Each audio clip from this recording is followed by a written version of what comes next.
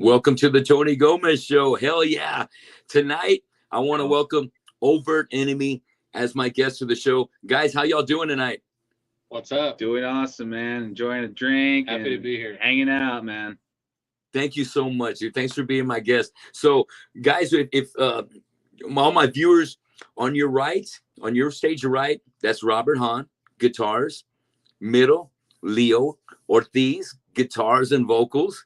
And to the right, we got Laura Ortiz, Slayerella on bass. Hell yeah. And vocals and guitar and vocals. Yeah. Oh, shit. You got 3 vocals going on there? It all comes out. Yeah. Right. This new little bit of music that we're coming out with, everybody's doing all, it's spread out. We switch instruments. He plays drums. It's crazy. We got Laura. Holy shit, switching instruments even? No, I'm fucking around. Well, maybe. He can play drums. So I write some of the drum pieces. Yeah. I'm like, yeah. Okay. Very cool. Hey, I like that, dude. Hey, but I've always been a fan of the more backup vocals, so that streamline, like you kind of got those gang vocals going on in the hard parts, you know, whether it's sing-alongs or just like an anthem or something. You got a great team backing you up right there, Leo. That's super cool, man. I'm looking forward to see. I'm going to talk about here in a little bit, but I'm looking forward to seeing you guys here in Corpus. You guys are going to be playing with my friends in Throat Locust, opening up for Wednesday 13 and Black Satellite and the fucking legendary Fear Factory. Fuck it. That's going to be a great gig, man. I can't wait to have you guys at our House of Rock opening up for Fear Factory, dude. That's going to be amazing. How does that feel? Feels badass, awesome, man. Hell yeah. I can think back to the first time we did that, and it was surreal, you know. And Dino's a badass, and he like leveled with us, and he chatted with us. He's a real cool guy. He's like family around here. Max and Fly Gang, same thing, man. They were just really cool with us, and you know, we always try to return the favor by doing, you know, the best that we can, and fucking, you know, and raising the stakes for everybody. But when they come out, you know, just trying to pump everybody up. Absolutely, dude. Oh man, that's super tight, dude. Well, I tell you what, let me get started by just talking about how did Overt Enemy get formed? Well, that would be my department there. So okay, long time ago, I want to say like 11 years ago now. Maybe even longer. When Jeff Hanneman passed away, I had an opportunity to join this group of guys to do a tribute show. It was a one-off thing. It was going to happen here at one of our local venues, a very popular venue for metal and thrash and punk and stuff. The Hot Shop in Harlingen. Yes. Fuck yeah, it is. I love Carlos, the owner. He's a great guy. And many thanks and props to all the guys there in Harlingen. They've always been real badass with us. But yeah, man, it was just a one-off show. And I got together with a good friend of mine, Marcos Hernandez, and Rudy. I think it was Rudy Gallegos, and we just hung out. And they're like, "Hey, we're gonna do this show. You want to come along? We need a bass player and a vocalist." So I was like, "Okay, let's get it done." Jaime Ayala. Oh yeah, and Jaime, I think he joined us. I want to say he did drums for you guys. He did do drums, but it was like, I think he was the second drummer in line. But no, Jaime did. Yeah, he was part of that. So Jaime Ayala did help us produce our first 2 releases. Just so you know, Jaime Ayala, I love that guy, man. He's a great friend of ours, brother to me and to Rob and to Laura. He's currently jamming with the band Belligerency, so y'all need to check them out. If you haven't heard of them, Harlingen, fucking love them. They're still churning the metal. But yeah, so it started like that. It's just a one-off show. And we, you know, me being creative, I thought, I was like, hey, maybe we should all just kind of put on like the theatrical part. Everybody's going to wear like a wig. And we'll have whoever's doing Kerry King's portion is going to wear a fucking skull cap, right? The bald cap. And you know, like, so Marcos was Jeff Hanneman. I was Tom Araya. And Rudy was wearing Kerry King's bald cap. Yeah. And then Jaime was wearing that military hat. He was trying to be Dave Lombardo. All right. Fuck yeah. You know, we practice up. We got a good, like, I want to say like maybe 10 songs together. And man, let me tell you, we showed up and the whole show was a fucking mess. Oh So shit. the first two bands that were supposed to open, They didn't show up. Didn't they show up. bailed on us. Oh no. Fuck. And it was like, what the fuck are we gonna do? So I got up there. Had to add more songs. I got up there with with Jaime and another, I think another guitar player, and we had to throw like a 15, 20-minute show to cover the other two bands that bailed on us. But Yeah. let me tell you, as soon as it was time for us to go on, it was standing room only.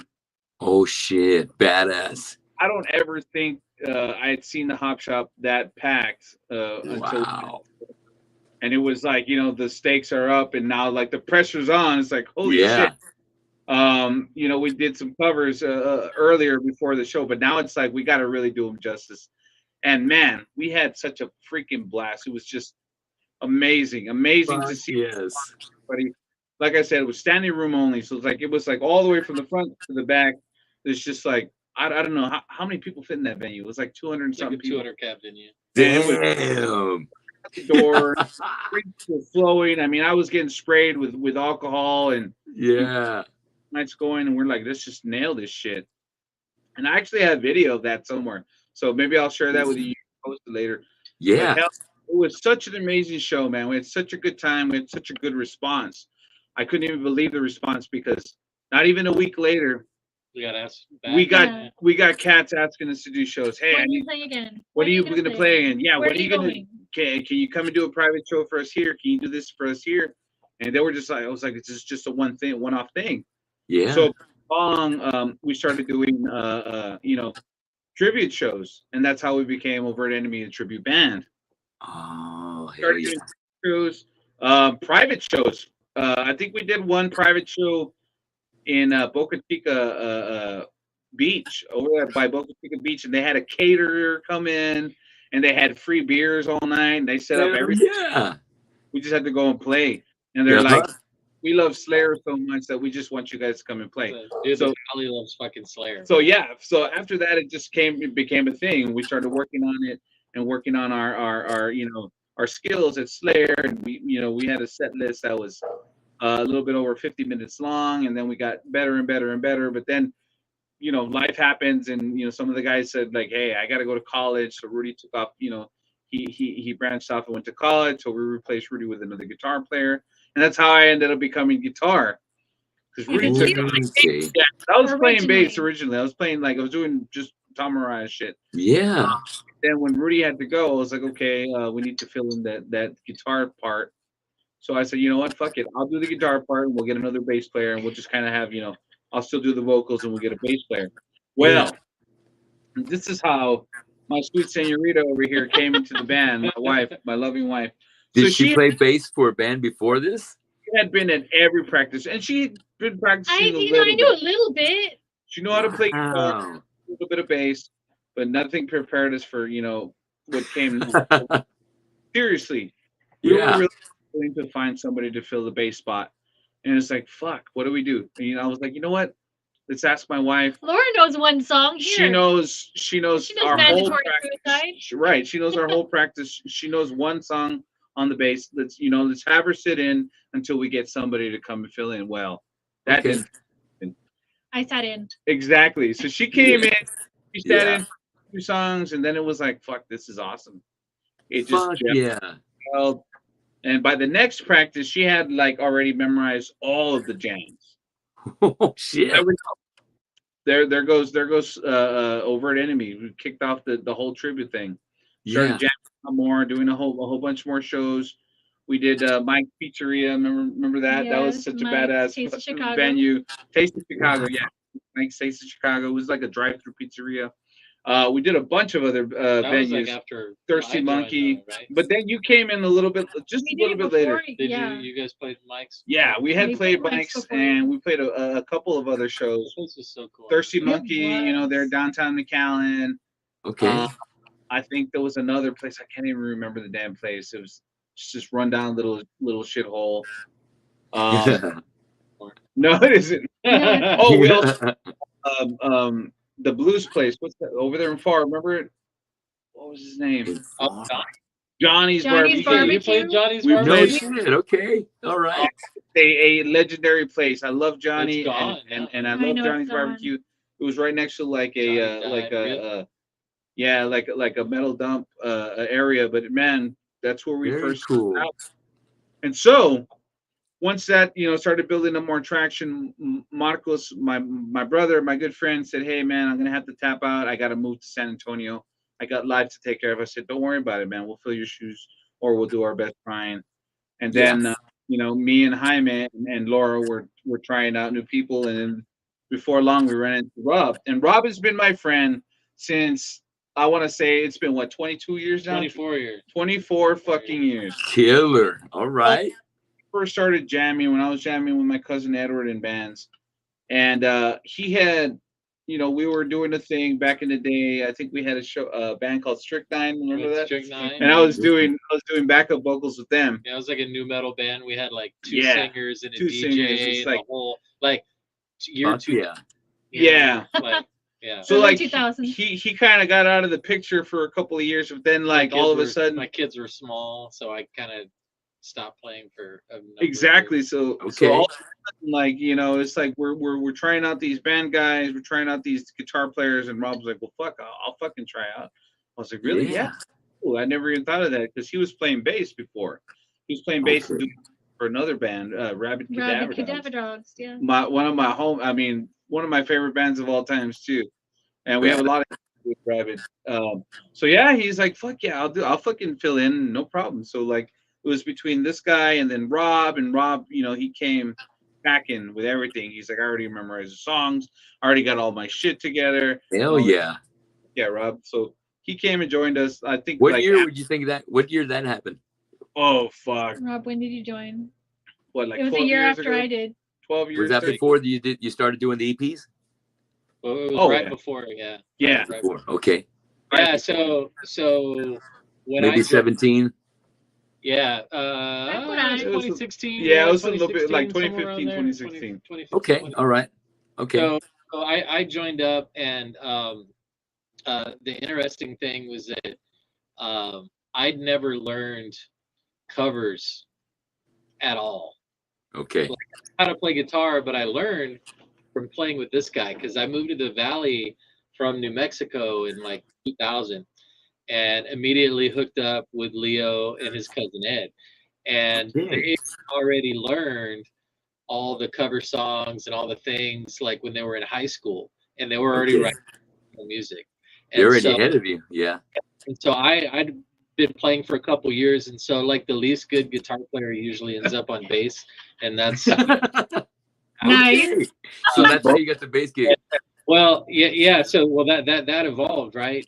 So anyway, so I learned how to playing original songs that they'd written, not Badass. other people's stuff. And so I was the smoke on the water guitar player, like the guy in Guitar Center that only knows the one riff in the song.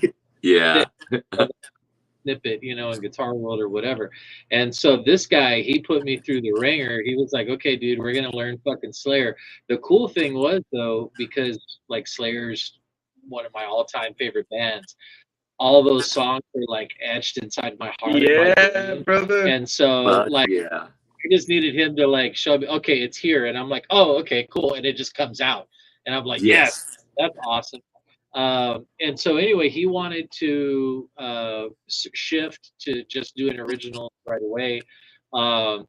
I was like, why don't we or start another band? Actually, you wanted to change the band name. I did. And I was like, you know what? Let's do both. Why can't we do both? Who says those rules?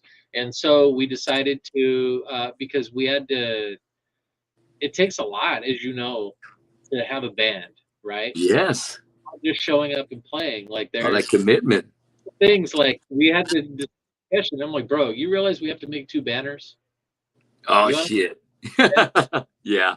Things like Let it that. down, yeah. But so anyway, we had an opportunity to work on a movie soundtrack. I had a friend that lined that Blood up. tapes. Hell yeah, Blood Blood Christina. Tapes. Very, very, And we were And premiering so it. here in this room, we composed The Inception, score. which is on the score for that movie, and Mercenary. We And tracked that And here political cancer. too, Yeah. and Political Cancer. And like, we had to right do it here in a at our home hurry. studio. Remember, we had to do it in a hurry because Yeah. this guy became real good friends with Rock and Roll James, which is the local Q94.5 rock station. Yeah, but now he's DJ. hashtag PVT. Yeah. Yes. Look Oh, up. And I yeah. Fuck yeah. No, Rock and Roll James, he's helped us out shingles in the past. I mean, he's given us some really great opportunities, and we never let him down. That's the thing, man. You get an opportunity, you can't let the guy down, and who helps you out and promotes you. So yeah, we had that opportunity, and we're like, fuck, we need to literally write 2 songs, like in what we did it in a month. Oh yeah. Because Rock and Sam Daly wanted us to come on the radio, and they wanted us to have our own original music to play, and we're like, well, shit, we got to record something Yeah. beyond what we did. So we got with Josh Lopez from Immortal Guardian, Widowmaker Studios. Shout out to Josh, and Kick ass. went and recorded our first EP, and we put it out. And we kept doing the tribute thing at the same time, because here's a really fucked up fact: we can get paid more, like 4 times more, 4 times more. Yep. for doing Doing the a tribute. than like as an original act. Now we're laddering up as an original band now, but man, it's a long way to the top if you want to rock. That's right. Able to Yeah. your gas tank, or you put gas in your tank. So anyway, so yeah, we did the EP, and then people liked it, and then we It did came out on the radio, so that was a big first That for was a us, big deal, right? It's yeah. like shit. We wrote some originals, came out on the radio, actually had some good traction. Like it wasn't just shit that they're like, okay, we're gonna tuck that away and never play it again. No, Yeah. but they had it on their playlist. Yeah, we People sold started out all recognizing the, it. we sold out all the request it. CDs. Yeah. Every single CD we made, we sold it, and people liked it. And here's the funny part: everybody that was coming to the tribute shows, they were like, "Fuck yeah!" We started playing the originals when we were doing the Slayer stuff, and then It all melted and then together. slowly flipped the other way, and Yeah. then COVID happened, right? So we put out our second EP, Possession. People loved that, and then And then the COVID hit. pandemic happened, and we couldn't do shit for a long time. And then now we're back, and we've been getting, and every show we do is a bigger gig than the last It's the one, next which is a step great up, thing. right? It's It's the next just, step up We measure And, success. How'd you say in inches. Yeah, we measure success in inches, man. little It's very increments. true. You know what? The It's next always thing- in the up direction and not in the Yeah. back. and kind of to culminate and shrink the origin story back down to a manageable situation. Oh yeah. We culminated that with playing in Austin for the first time, 2 weeks ago, and we Come and take it played live. our first all original set. Oh shit. Badass.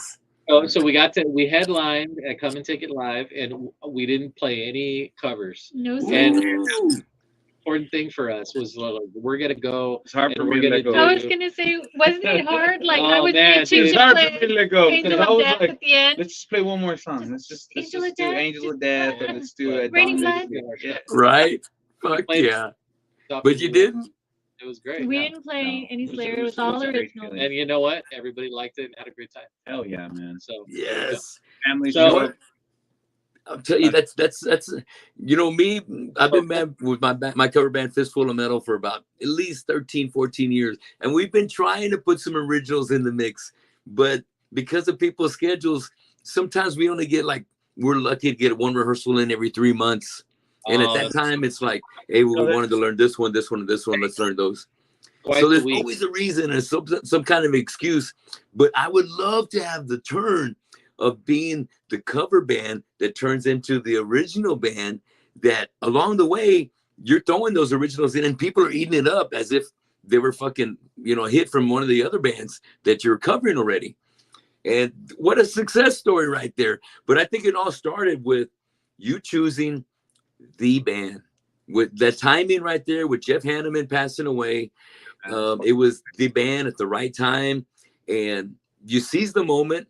And because of the skill and the talent that y'all brought to the table and doing Slayer justice, got all that business afterwards. Everybody calling, hey, everybody's in love with Slayer. Fuck yeah, they're stopped touring, all that shit. Please, we'll pay you. Come fucking play. We need Slayer. So I was gonna say the hard part about that was that when they started, and I wasn't part of the original band, when they started, Slayer was still touring. So it was very difficult. The market it was Slayer doesn't come down here. Slayer doesn't come here. Right. Slayer doesn't go there. Okay, let's play over here. Let's play over there. And then Slayer came down, and we're like, oh shoot, okay. Yeah, but even then, we still brought Slayer. Oh, dude, it was awesome. Yeah, that Slayer show was legendary, man. It really was. At Bird Ogden Arena here in Edinburgh. And we had so much love in that building. Dude, we had people wearing our shirts to the Slayer. Crazy when we went to yeah. Like 10 or 15 people wearing Overt Enemy shirts too. Oh shit! And I was like, holy shit! That's so hard, dude. Fuck yeah.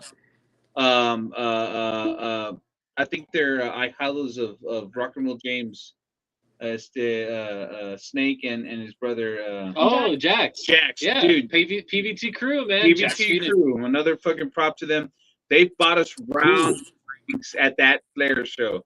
And he got so slammed that she went try to sneak backstage in the band. That did not happen. We lost track of her for like 5 minutes, and it was like I went on an she was adventure. getting escorted by security from the back. Like, you can't be back here, man. She's like, dude, I'm Slayerella. I'm in the tribute band. We're in a Slayer tribute.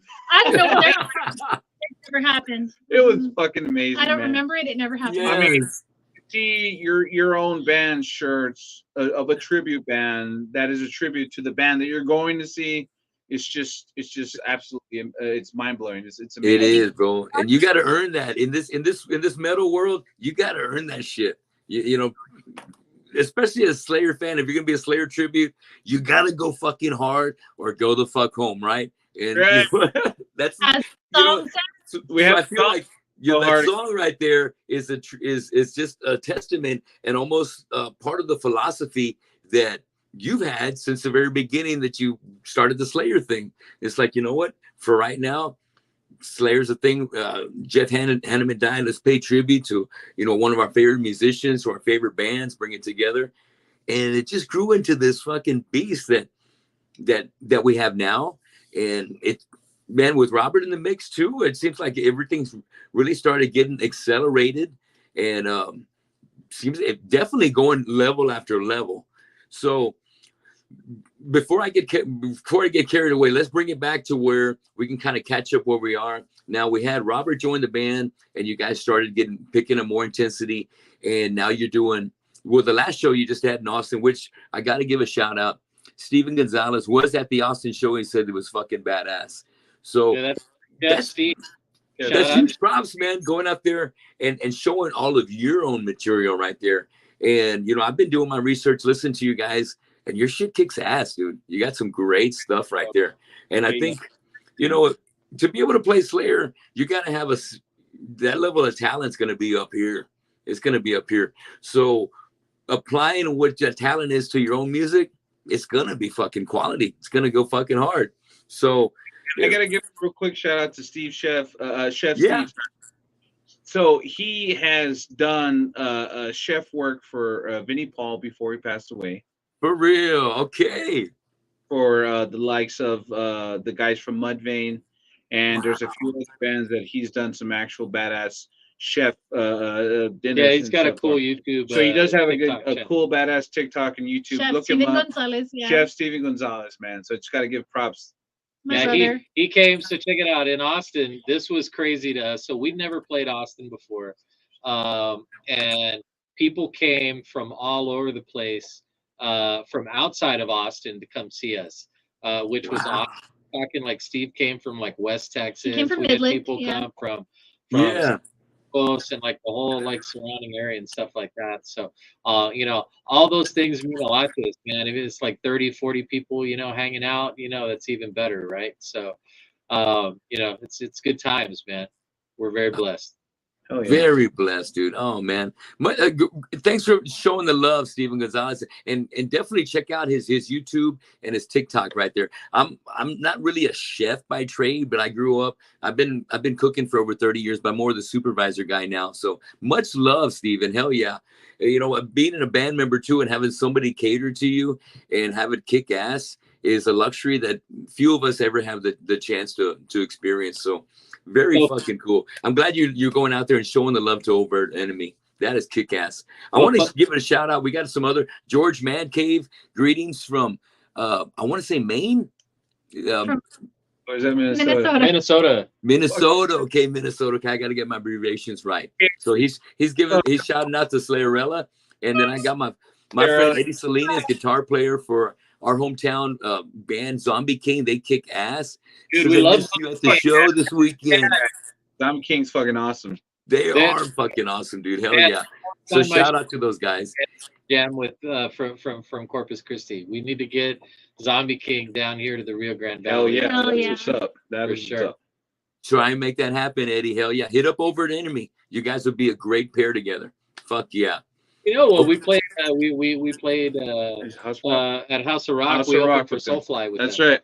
Oh shit! For the last run of Soulfly. Yeah, yeah. 3 We were dates. there. Soulfly. They did like a border thing, and we played Corpus, McAllen, and Laredo with them. Yeah. Soulfly's the best, man. Fucking Max. Oh, and it was in Dino. Max Oh, and that's Dino. right. Yeah. Yeah. Max and Dino. So Yeah. Max. So back before he got Mike De Leon on Mike and Dino filling in. Yeah. It was awesome. That's right. It was a run right after Rizzo left, right? Yeah. Yep. That's it. That was a great show. Fuck yeah, it was good, dude. Okay, so let me backtrack. I want to start asking about a little bit of each one of y'all's influences. So let's start with Robert. Robert, you know, who inspired you to get on the axe? Was it a person or maybe a band or a particular musician? Or you did mention you started on the bass. So now you're shredding on guitar. Was there maybe an artist or a band that fired you up to want to start tearing it up? Yeah, so my dad played guitar. Okay. Machinist, and he crushed his hands, and he's okay now, but shit. this was back when I was like maybe like 16, 17 years old. Okay. Anyway, my dad's like super into like classic rock, like Jimi Hendrix, you know, like that Led Zeppelin, you know, that kind of stuff. Yeah. Yvonne, you know, big time SRV fan. And anyway, right around that time, we hadn't talked in like many years. My parents were divorced, and we kind of got reacquainted. And I indicated that I was thinking about buying a bass because I felt a call like to learn how to play something, and the music store was like, "Well, you should start on bass. It's easier to learn, you know, whatever." And so I mentioned that, and then you know, he had recently hurt his hands, and so he gave me one of his electric guitars. You remember that Washburn KC40V that I had? That Hell yeah, stolen? man. Hell yeah. When I moved to the Valley, somebody broke into my apartment and jacked all my stuff, including that guitar. So anyway, he had like shit. We drilled it out and flipped it upside down like Jimi Hendrix style, and because I play lefty, and that's how I started playing. But as far as musical like guitarists that I was like super enthused by, the top 3 is Dimebag for sure. That Domination video in Moscow. Yeah. Dude, yes. Fuck yeah. It's like over and over and over, just watching. And then I meet this guy, and he could play it, and I was like, "Whoa, dude, that's crazy!" Like note for note, badass. So for sure, you know, Dimebag, big influence. But Max and Dino are two influences as rhythm guitar players, and James Hetfield are kind of like round out like the top 3. But it's definitely Max, you know, and the Hetmeister, Papa Het. Very cool. All right, all right. Well, Leo, let me ask you the same thing. So you got started playing bass, and then you switched over to guitar. What was the first string instrument you played, and who got you fired up to get on it?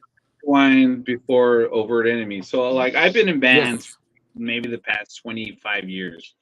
I started back in junior high jamming to Eddie fucking Van Halen. All right, Eddie Van Fuck Halen. yeah. My first love when I heard him when I heard him bust out Eruption, and then You Really Got Me, and then all the solos and just the tapping and everything was just like I was just in love with that sound, man, and I wanted to Yeah. replicate every freaking show that I could. And so Eddie Van Halen is going to be number one for me. Also, you know, I mean, you want to go down the line. You got Eddie Van Halen, and then you got Steve fucking Vai. Yes. Right? Fuck yeah. Like the The devil, right? gods on guitar. So, you know, Eddie Van Halen was like grandpa, and then you had his son Steve Vai. And then next to Yeah. me was Dimebag. So you got those three guys, and it was just, you know, I mean, I couldn't get enough of it. I Hell used to yeah. school, like Rob was saying earlier, I used to skip school because we had the Pantera 3 video that had just come out. Three. Three, whee, watch it Watch fucking it go, go. watch it Go. go. We used to skip school to watch that shit. We get Oh stoned, shit. fucking watch that shit endlessly. I get busted by my parents. What the fuck you doing? And you know, what's our excuse? Just jamming out. Right. Era, Badass. Eddie Van Halen to fucking Slayer. When Slayer came out with Live Intrusion, the live video Oh with the yeah. and it was the what was The it? Divine The Intervention. Divine Intervention tour. Oh, I Ooh. mean, that's what hooked us on. I mean, that's what hooked me on the Slayer. Like Okay. big time, 'cause that Divine Intervention freaking album is just phenomenal. And I know they didn't like playing a lot of the songs from there, but I mean, just the creativity from that shit, you know, Yes. helped me spawn what is, you know, Overt Enemy today. Fuck yeah. I have to give it to Eddie. I have to give it to Steve Vai, and of course Dimebag because I mean I saw Pantera like five, I think six times live, Yeah. and Fuck and yeah. every time they got fucking better for me. You know? I know what you mean. It's kind of like you know, it's I need like a band like Metallica, you don't get tired of seeing them. And when Metallica comes to town, that's the only place for guys like me and you to be. There's no reason that you're calling into work, whatever the fuck is going on. You got mom watching the kids. You know, when Pantera's coming to town or even close within hours, that's the place to fucking be. There ain't Oh, nothing else It's worth. like So, see and I was Metallica gonna go a last step summer. further and name a fourth, and it was Okay. gonna be Kirk Hammett was gonna be number four. Kurt. Kirk Hey, Hammett. I mean, I love Metallica. The freaking yeah. the Justice for All album took me by. I mean, just people talk, you know, that Metallica kind of fell off. They never fell off. Haters. Hell I yeah, love that. I love all that. Fuck yeah. great. All their albums were targeted at audiences, and they scored and they won, and they're still fucking winning. Yes. Like the all-time best metal band of all time. So, Agreed. Definitely, man. You know, that's the thing about, you know, artists that like a Metallica, like the Rolling Stones, bands that have put out 20 albums. You know, that album is just a snapshot of where they are at that life in their life at that time. And yeah, they're shooting for different genres. They're into different music. They're trying to stay ahead of music. Metallica's always been they've always been leaps above everybody else. And they just had a way of knowing what the next best thing was going to be. I feel like when they did Load, they kind of created new metal. You know, they made it all right for and I bands love that like blues, man. Godsmack and everybody else to follow suit. When I first heard it I almost shit my pants because the way that I saw Metallica was thrash metal all the way. So Yeah. like the Black Album was kind of okay. It was a little bit more commercial, but then you get the Load album, and it's like, what do you take of it? It's like, oh shit, it's a whole new fucking shakeup. But like, Yeah. you go back and you listen to it, and you listen to the work they put in. It's like they could basically write anything they want, and Yeah. it's good. It could be hip hop or pop. They'd still do the best of what it is. So that's why I was like, fuck, I love, Kill 'Em All, Ride the Fucking Lightning, Master of Fucking Puppets. I mean, hard, grainy, thrash metal Yes. solos. But then you go and you hit load, and it's like, holy shit, this is more class. Yeah.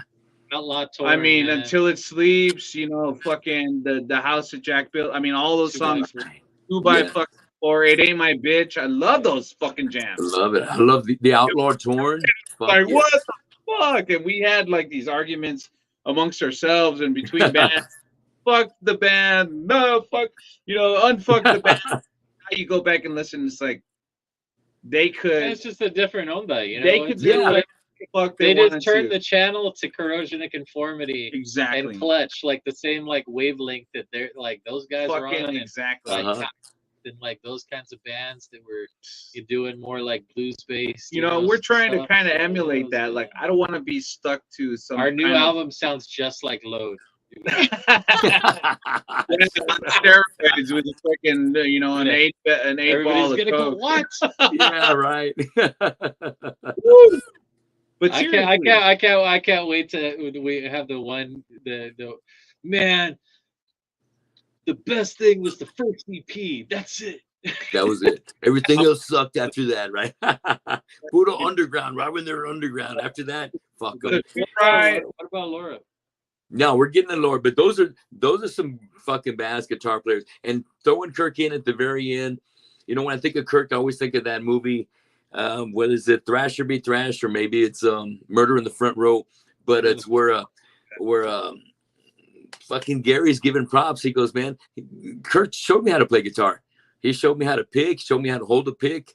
And, Kirk, when I see those old videos, the history always portrays Kirk as being the catalyst that kind of brought them together, that was bringing the Pat Travers to the party, that was bringing these other, heavy guitar players and UFO. And before all that shit was contagious. And maybe it just appeared to me like he was like that one thing that kind of was a seed in the little clique that just ended up turning into this, global worldwide phenomenon, 45 years later. But yes. Every band's like that. Like if you look at most of the history of like really good acts, it's normally when they get like that last key member or two that like complete the lineup that starts doing shit. You know what I mean? Yeah. Really what matters. Yeah, to your point, Kirk Hammett was that guy. I mean, he was, to think he started this, and Exodus is still going, right? And yeah. The solo EP is really cool too, man. Yeah. Totally different vibe, from Metallica. I read an interview with him a while back, and he was talking about how he's really more interested in being an improvisational soloist than composing. And so he's like, yeah, solos, I got to kind of play them the same every night, but I really I'm just trying to like rip like every night on other stuff. And sometimes it works out, and sometimes it's fucking disaster. But that's and I'm like, hell yeah, that's so awesome, man. It's a good mentality to have. That's the fun part about it. Hell yeah. Laura, so tell me about the music background. What got you into being a musician, and what instruments can you play? So my background is a little bit different from the guys. I grew up listening to country. Okay. So yeah. George Strait. Wait. Strait, Randy Level the Travis. playing field. I think we all grew up listening. Grew up listening to country. Same here. Yeah. We're in Texas. Hell yeah, it's gonna happen. Back in the early '90s. So like Yeah. that's our But our see, then grassroots. when Cool. this is where we differ. When K-Frog branched off and turned into the rock station, I was not allowed to listen to it. I listened to country. So then I had K-Tex, I listened to K-Tex. So I listened to a lot of the Judds. I listened to a lot of Tammy Wynette. I listened to a lot of Willie Nelson. I listened to a lot of country stuff. I always found myself drawn to the bass. I did. Even when I was little. I mean, we would go to weddings, Tejano music. I always found myself drawn to the bass.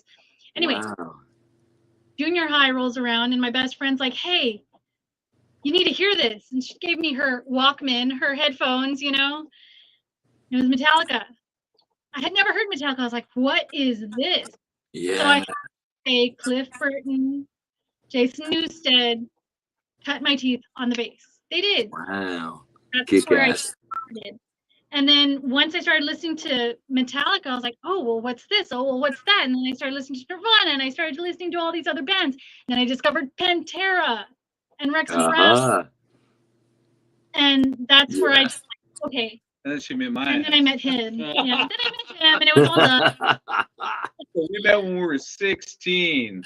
Wow. So we kind of just, you know, grew together with the whole music scene. And like, I showed her new, he showed me new shit. And then I tried to buy her a bass one time, and then one of my asshole friends stole it. It happens. You know, 'cause he was on a binge. And Oh shit. we got some good stories though. Right? Metallica, Wow. and then Rex Brown, and then of course Lemmy, because Lemmy, that's right. I love Fuck it. yeah. you know, once we started karaokeing and I learned, oh, I can play Motorhead. Oh, I can sing Motorhead. Let's do this, you know. And Oh shit. So how many years you been on the bass now? ooh, 14 years-ish. Hell yeah. I started when I turned 30. I'm 42. No. Okay. 12 years. So 12 years. Wow, that's badass. So I wanted to play bass too. I picked up a bass during COVID, you know, to try and pick it up to learn something new to keep myself occupied. And I love the bass, and I play a little guitar as well, but I'm a front man through and through. And I couldn't do the Tom Mariah because I got to be running. I'm more like the old school Phil from Vulgar Display of Power, where he's running around, not the reinventing the steel Phil, where he was kind of like, you know, where he had all the back problems. And much respect. I love Phil. Love fucking Phil. And, you know, I feel for him because he gave so much in those early years. He jacked himself up, his body, his back, and all that shit. And music will do that to you. You know, I saw that. I went to go see Phil Collins. Phil Collins, and he's a badass motherfucker on drums. But he walked out there with in a walker, and he sat down and he performed. And I thought to myself, holy shit! And it's because the years of that posture playing drums fucked up his back, and it depends on how you. It really matters how you play, and that really made me wake the fuck up. Like, damn, holy shit. He's in a bad spot, but much props to him. He's still a kick-ass drummer. He sounded great vocally, but his son is now on the kit. And that night, his son did a drum solo. He did a drum solo, and the percussionist, and they did a 3 ensemble thing. Fucking huge. Yeah, man, super huge. So, you know what? I just love that we were being able to inspire by all these great young acts. You know what I mean? Laura getting into that Cliff, and giving love to Jason. You know, Jason, he doesn't always get the love, but just do one without the other. I mean, they both they did. Yeah. And they're gonna start on Iron Maiden. I mean, dude, she's a and huge Jason's Maiden backup fan. vocals too, man. Or he held down some lead vocals sometimes too. Have you seen Newstead by himself? Oh He yeah, got some good stuff. He's a beast. We saw Newstead live. Yeah, when we saw Hell Yeah and Megadeth. Yeah, that's right. Fuck yeah. I remember that he did like Megadeth had their own tour, like almost like a Tattoo the Earth or Ozfest, and they had I want to say Symphony X and maybe I think they did it 2 years, right? And Newstead opened up one of those years, and I think Device. I don't remember who else. Not Device. That was a different one. No, it was. You're right. It was Newstead. It was Device with Draymond from Disturbed. From Disturbed. Yeah. Hell Yeah, and then it was Megadeth. Yeah. Man, I love Newstead. I love the fact that he had enough balls to leave the biggest band in the world. What the fuck? You know, that really goes to show that, you know, he's had it. He's had it. He's a class act too. Like he is.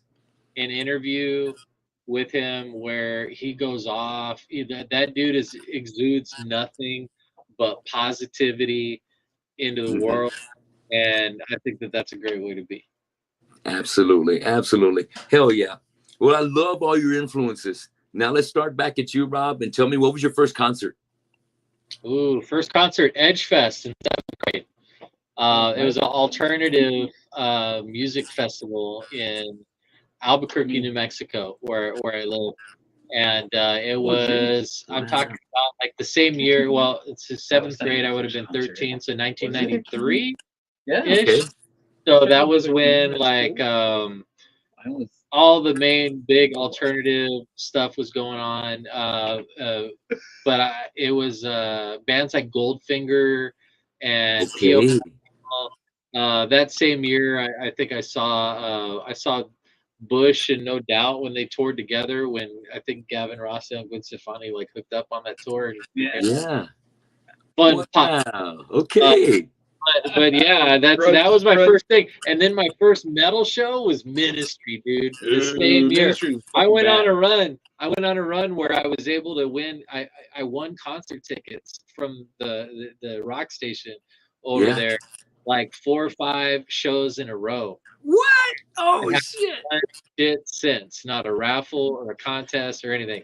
I flamed out in 7th, 8th grade with winning things. But I got to go see Ministry in the Jesus Lizard. Crazy. Jesus Lizard, for just on my driver's license, drove myself to that show and everything. So that was awesome. I think that was like 96, somewhere around there. But yeah, that was the first metal show. Very cool. Hell yeah. And I'm thinking that Ministry could have been Mine Is a Terrible Thing to Taste. Was it that one? I think so. Whenever is it the album that's got Lay Lady Lay on it, the cover? Ooh, Lay Lady Lay. I think Lay Lady Lay is the one that's got, I think that might be Filth Pig. Yeah, okay. So I think it was when Filth Pig came out, because they were that. That was like the song they were playing on the radio. Yes. Over there. Fuck yeah. Oh, yeah. Well, because you mentioned Ministry, I got to mention, I went to I guess it was the second Lollapalooza, and that's where I first saw Ministry, and I became a fucking lifelong fan. That was the Psalm 69 tour, and they had this fucking massive backdrop, and I was tripping balls, man. It was amazing. And it tripping so hard, I missed Soundgarden and Ice Cube because I was just focused on the freak show that they had there. And I was like, what the fuck? And I was like, hey, I forgot. I'm here at a fucking concert. By the way, Ministry's playing. So yeah, Ministry is fucking amazing. I love those guys. What blew me away is that when I was able to hear them playing like in Mine Is a Terrible Thing to Taste, that they could play with a live band. I mean, Mike Scatia being able to pick that fast, the drummer being able to keep up with the fucking digital drums. Like, what the fuck? Well, the weird part about that particular show too, that was also my first recollection of hearing Johnny Cash. Oh shit! Wow. Okay.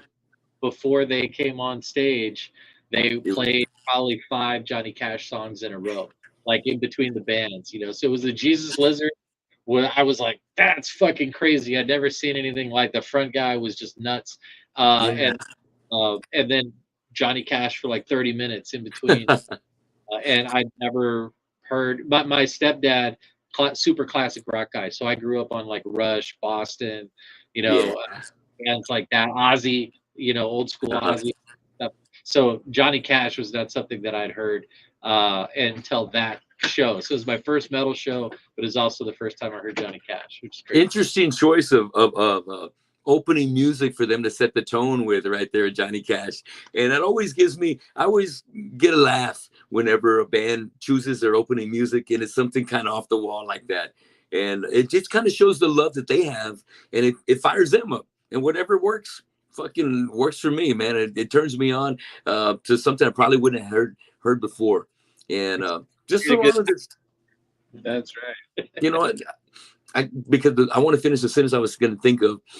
I saw Tool, and they played over at the Verizon Wireless Center, and they had a band open up for them. It really wasn't a band. I guess it was just one artist.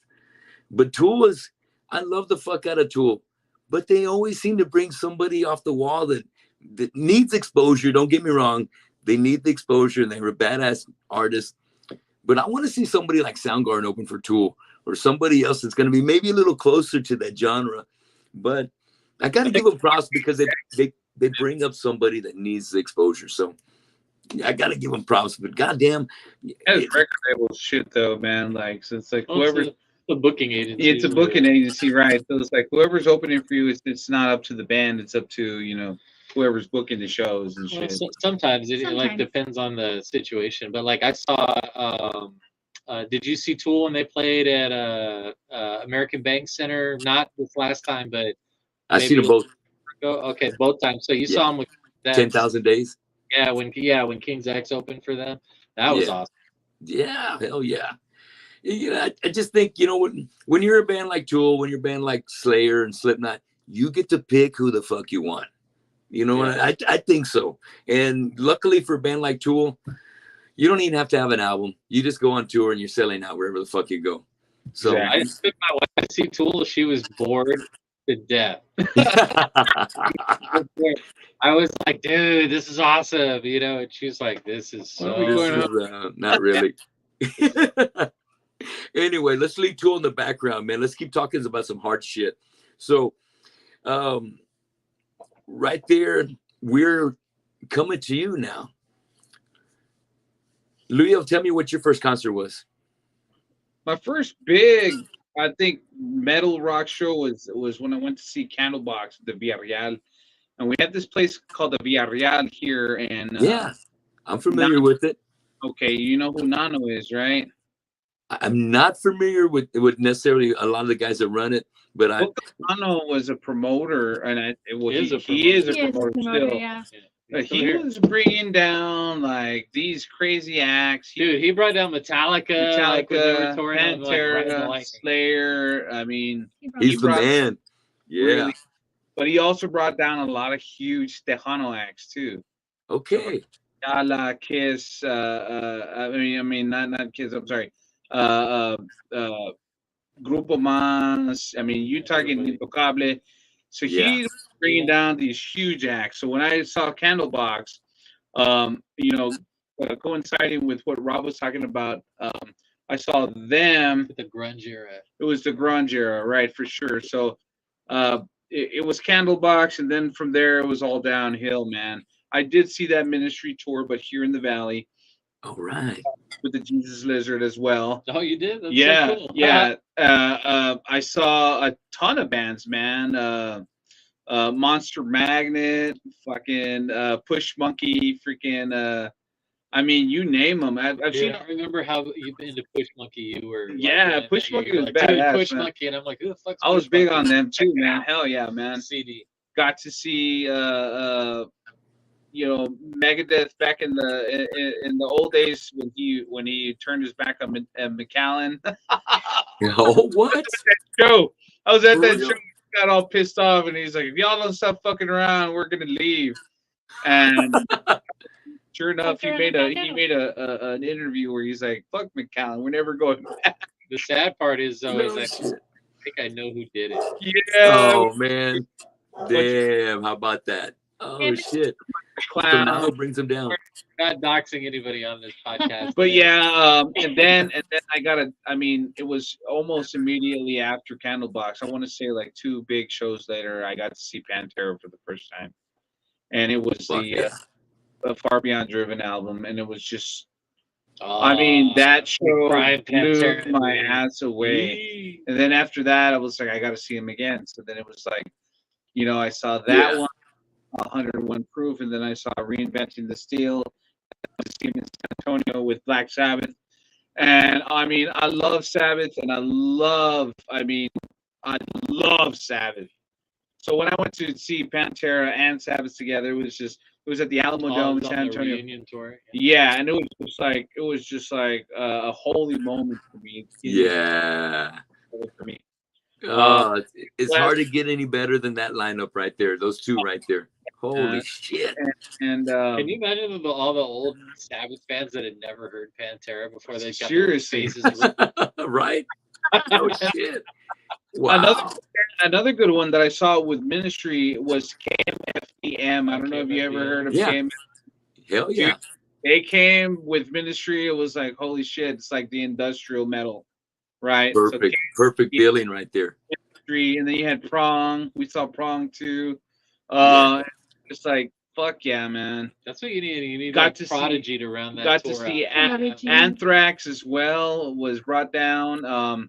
I didn't get to see the Metallica one, but that was back in the early '80s. So, All so right. I was like early '90s when Candlebox was coming out. But man, we got to see the Tattoo the Earth tour with Fuck Slipknot yeah. and Slipknot, Slayer, Sound, Yeah, it was right Slayer, before I moved here. fucking Hatebreed, and Seven Dust. Down. System was of a there? Down. That was my Yes. concert. Yeah, fuck That was yeah. my first big concert. What was another one? What, Laura, that was your first concert? That was my first concert. Tattoo the Earth. Earth? I took her to that one. Yeah. I Hey, badass. very conservative family. I wasn't allowed to do a lot of things. I was the oldest. I was the only girl. I wasn't allowed to do a lot of things. Tattoo the Earth. I had graduated high school already. I was like, yes, let's go. Let's do this. And my dad was like, you're taking your baby brother. Steven Gonzalez went with us to Tattoo the Earth. Oh, shit. It's like, all right, he's coming then. He's coming. He went. I took her to those concerts, by the Yeah. Way She to got go. Sarah Fuck two yeah. times. You went Got when- to see yeah. Slayer, Cause, Mud Monkeys. I mean, like the whole thing. It was a thing. Fuck yeah. That is badass. I love those concerts, man. It reminds me, because I went to. It sounds like me and you, Leo. We didn't miss a concert, Yeah.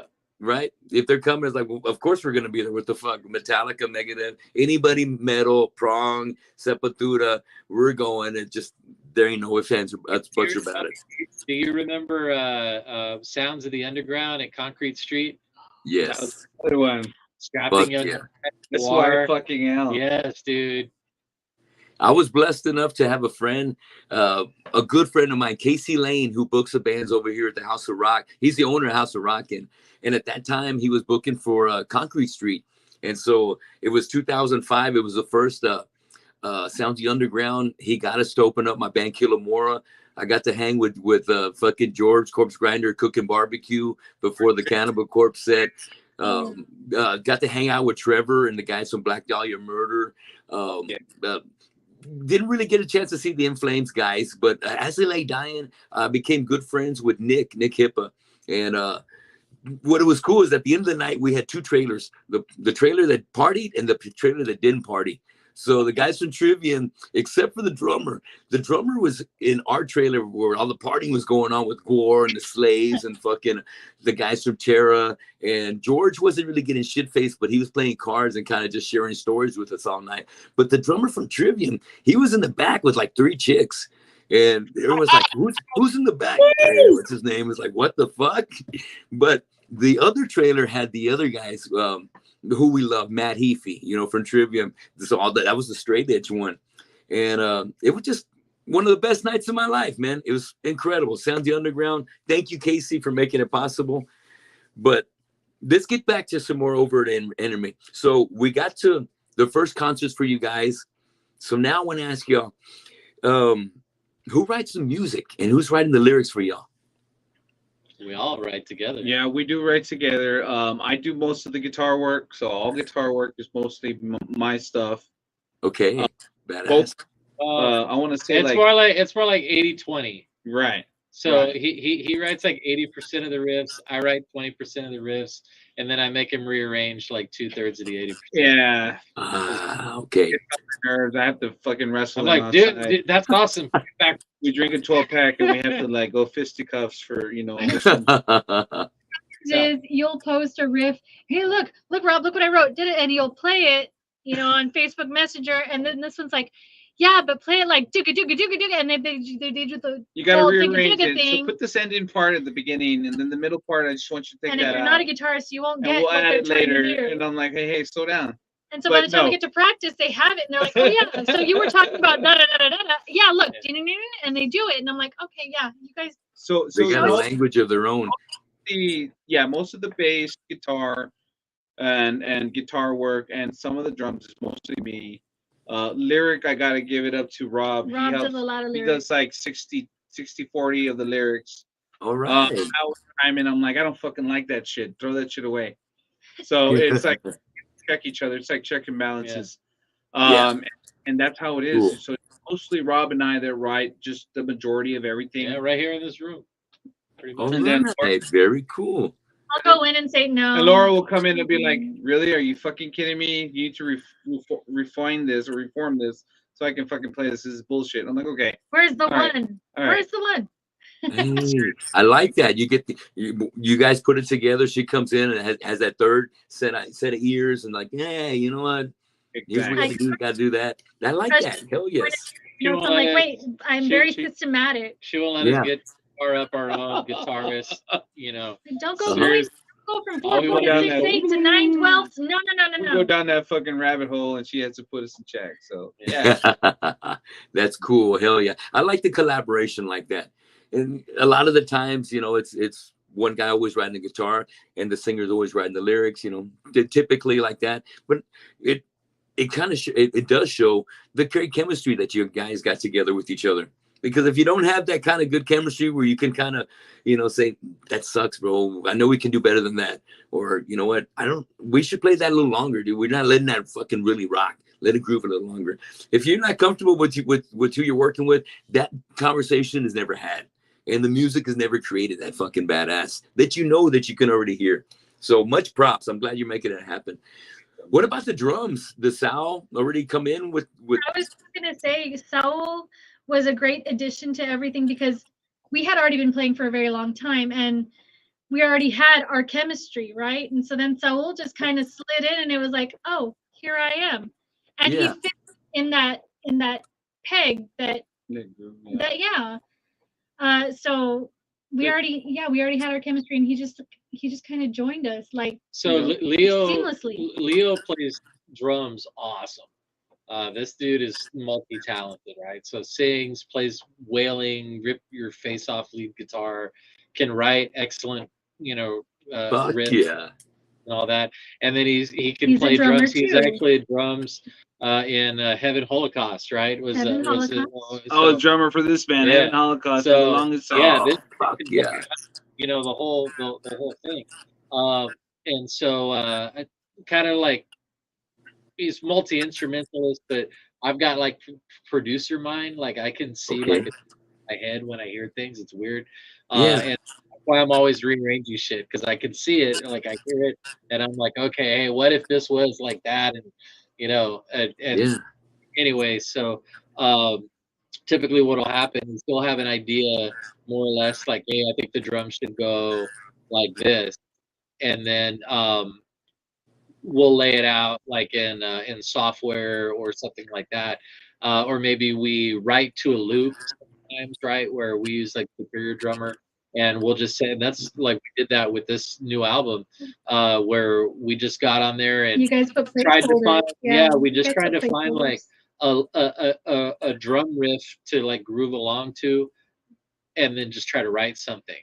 And then we gave it to Saul, and we're like, here's kind of what we're thinking, but totally make your own stuff. And so when Saul came in, he had a big job because he had to learn all of our original stuff. He had to learn our whole Slayer set. Plus, he had to write all the drums for the new album. He came in November, in March, and we were also recording for our newest album at the same time. So he had to do everything at the same time. And like, to give Jaime Ayala props, our old drummer, he was having to fill some big shoes because Jaime fucking amazing. Jaime's a beast. He wrote the first two releases with us, which is the Insurrection, which is Possession.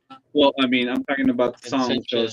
So Inception was the first one with Political Cancer and Mercenary, and then our Possession release was Possession, Blood God, and in the end we died. So like, and so and that bitchin' cover of It Dawn They Sleep that they keep, and that bitchin' cover, was Jaime Ayala. I gotta give props to my brother. I love him a lot. He's like 10 or 15 years my senior, so, and he still looks younger than my ass. So he's fucking amazing looking right now. Shit, badass. All right. Raul came in. He just was like, all right, tell me what the fuck I need to do to be in this band. Whoa. All right. I need to do to be in this band. I'll do it. And so far, he hasn't let us down, man. Yeah, he's exceeded expectations. He's a badass. Not only is he a badass drummer, He's a really, really nice guy. He's a great awesome. family man. He's out. He's out with his daughter right now. Yeah, his daughter had a family man. volleyball match today. So, you know, we're definitely a family first band, and then, you know, and God and all that first, and then band and work, you know, kind of. Yes. Take yeah. care of the priorities. I know what you mean. Hell yeah. Big props to you, Sal. I hope to meet you when you guys come over here on August 30th, right? Yeah. August 30th. Yes, I make sure I get that date right. Okay, good. Well, okay. So we're talking about those EPs, you know, the Inception and the Possession. And I'm glad you mentioned a lot of the tracks that are on there, because it seems like that kind of grew in to the Inception X Possession album, right? Yeah. So it all came together right there. And I know there's some extra tracks because, you know, I know Pray for Death isn't on one of those two EPs, right? Yeah, it's on Possession. Possession. Yeah. Oh, it's on Possession. Okay, that's a banger, dude. Because I mean, like, I love Possession. I love Blood God. I love Pray for Death. They really stand out to me. Those ones especially. And how did you choose At Dawn They Sleep when you had all these covers of Slayer to choose? Why At Dawn They Sleep? And I say that because that's my fucking favorite song from Slayer. And that's like, wow, dude, it's a banger. And the way y'all, you know, execute that one is remember when we thought about heavy. Like we said, what song do we want to do? And like at the same time, At Dawn They Sleep. Yeah, the reason why was because we thought such a killer song that didn't get the recognition that it deserved. Yeah. And we were like, you know what? If we cover this fucking jam, it's so demonic. It has such a badass swing to it. It's got that off tempo. It's a waltz. Yeah.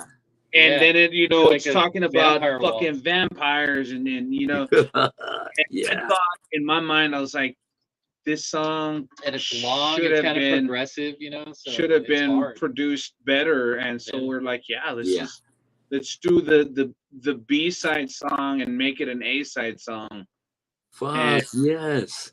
I mean, I know I'm not taking anything away from the way Slayer did it, but like that's our song now. When we produce, we're the captains.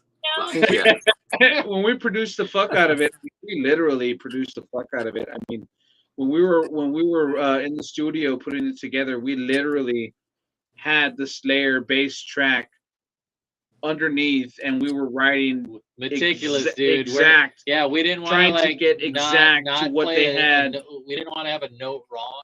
It wasn't like our interpretation of that song. I know you probably heard like covers of, and it's kind of like it. No, we wanted to make it. That's it. That's it. This is it. But with like modern, dead on balls production. Hell yeah. And it was fun. And so it came out fucking amazing. And Rob over here fucking had the hindsight to put it up, to pitch it towards the Sirius XM guys, and we're still getting airplay on that. And the Thank you, Scotty. Thank you, Scotty. Sean the Butcher. Fucking Sean the Butcher and fucking Jose Mangan. I love it. Thank you. Much props, dude. Hell yeah. Well, as solid and as fucking crushing as that cover is, I'm glad you recorded it and put it out, and you put it out there for Sirius XM, and it's definitely worthy. And I'm glad they're fucking putting it out there because we're getting some Texas love out there, some Overt enemy love out there in Sirius XM. That's great. Funny thing about that EP Possession, Tony, is all of those songs were actually written right around the same time as the first EP, and we were gonna record a full-length album, but we didn't have time, and we had to get music done, and so it was like, well, let's record 2 songs and have something that's complete and finished. And then we went back in. That's why you see like 2017, 2018 is those are kind of from like the same time period, and we went back in and kind of finished it and everything. And then we ended up what happened was we sold out of all of the original CDs that we made, and and during the pandemic, we couldn't do anything, right? And so we decided, you know what, why don't we put them together and do a re-release and put out a vinyl record? And so we have all of that together that That's how the era of Inception the band Possession- is on the Inception Possession Yeah. Heck yeah. album. And which there's a is, bunch of outtake songs down there too. So Mhm. like the early recordings and then us instrumentals. Yeah, we did the whole bullshitting. the whole challenge thing thing. that's got like all the demos, you know. Fuck yes. That I is think awesome. What a badass packaging. Do you sell Oh, the albums whenever you're doing live, or do you have to go to a website to go get them? Vinyls for we're sale. one of the few and- bands you'll see that carries vinyl around with them. Yeah, Oh, yeah. absolutely. You can get it at overtenemy.com too anytime. Heck yeah.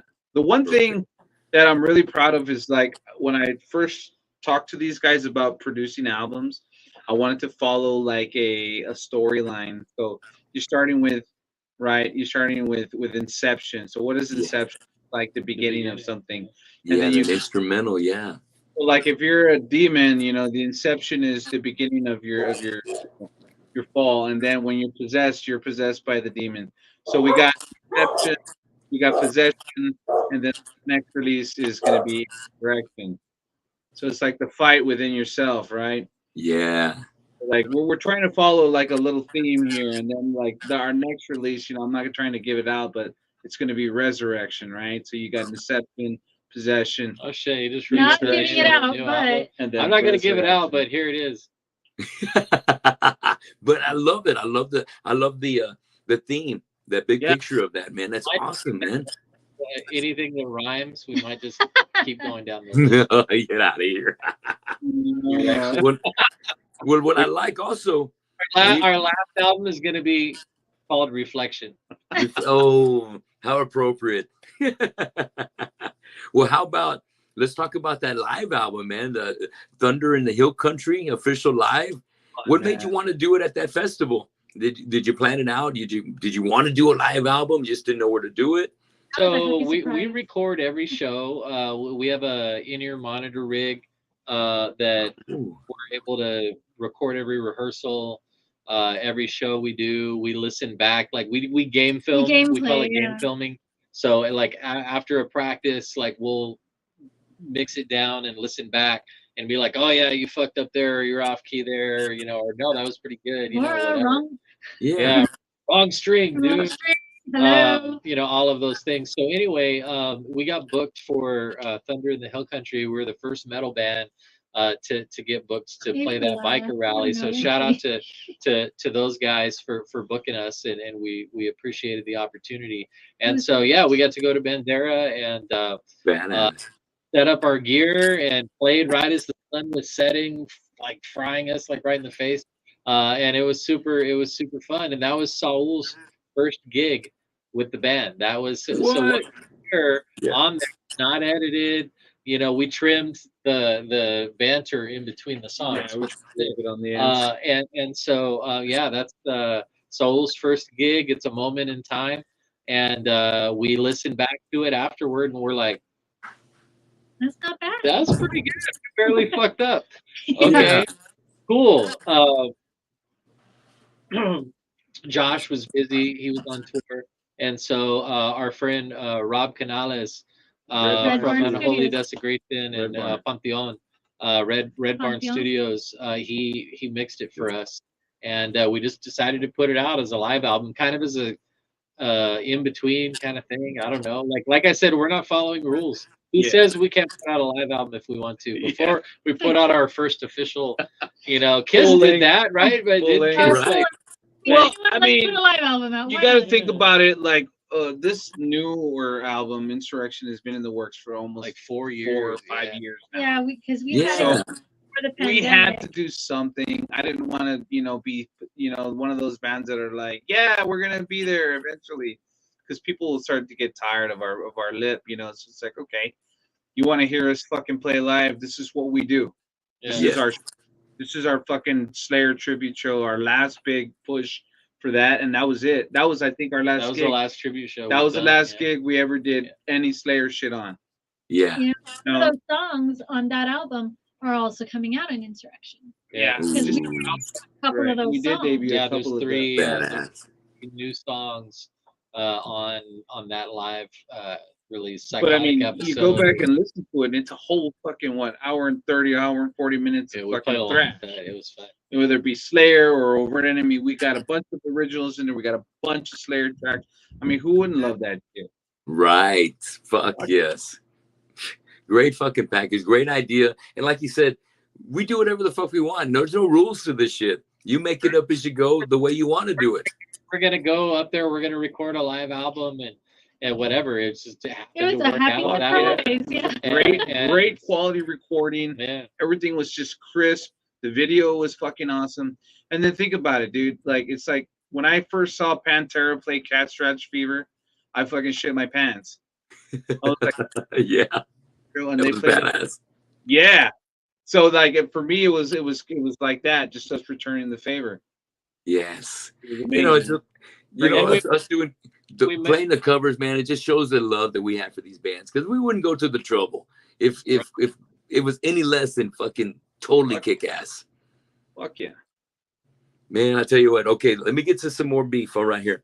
So we kind of let the cat out of the bag. Resurrection. When do we think we might be able to get our hands on some Resurrection? So right now, And now it's about it's insurrection. It's Insurrection. all We're insurrection. on that part of the list. So right now it's Insurrection that we're. Oh, okay. Yeah, I so like where you're going with this. I love political cancer.